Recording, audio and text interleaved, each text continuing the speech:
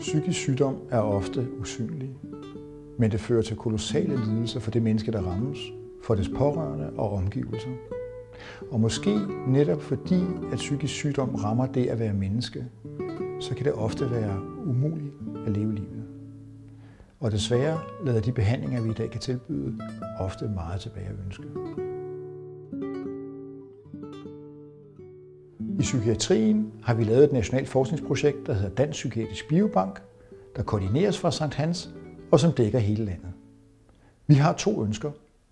At opklare årsagen til psykiske lidelser og at forbedre behandlingen og livskvaliteten for psykisk syge.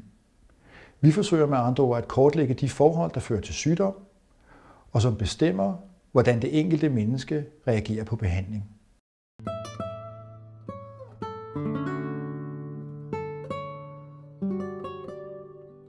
Vi er en gruppe mennesker med meget forskellige faglige baggrund. Sygeplejersker, læger, biologer, bioanalytikere og dataloger, der arbejder sammen med mange kliniske afdelinger rundt om i Danmark og med forskningsinstitutioner i Skandinavien, i resten af Europa og i USA. Hidtil har vi fundet arvelige mutationer, der fører til skizofreni, og vi har introduceret en genetisk undersøgelse, så lægen hurtigere kan finde frem til den optimale dosering af medicinen.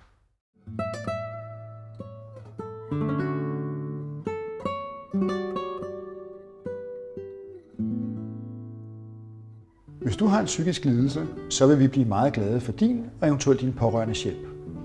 Du kan hjælpe os med en helt simpel blodprøve, og hvis du ikke kan lide det lille prik i armen, så kan vi til nød klare os med en almindelig spytprøve.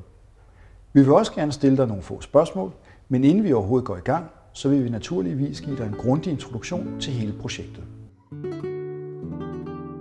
Hvis du og eventuelt dine pårørende har lyst til at hjælpe os, så ring eller skriv. Så laver vi en aftale, der passer dig. Hvis du er indlagt, kan du også bede personalet på afdelingen om at kontakte os. Din deltagelse og dine prøver og andre oplysninger, de forbliver anonyme, og kun meget få betroede medarbejdere har adgang til dem. Og vi har alle tavshedspligt. Hvis du fortryder din deltagelse, så vil alle prøver blive destrueret, og det vil naturligvis ikke have nogen konsekvenser for dig.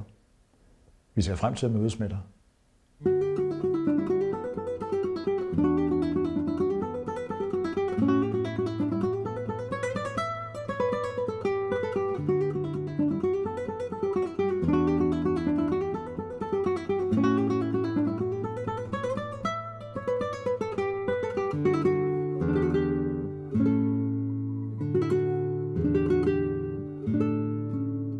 Thank you.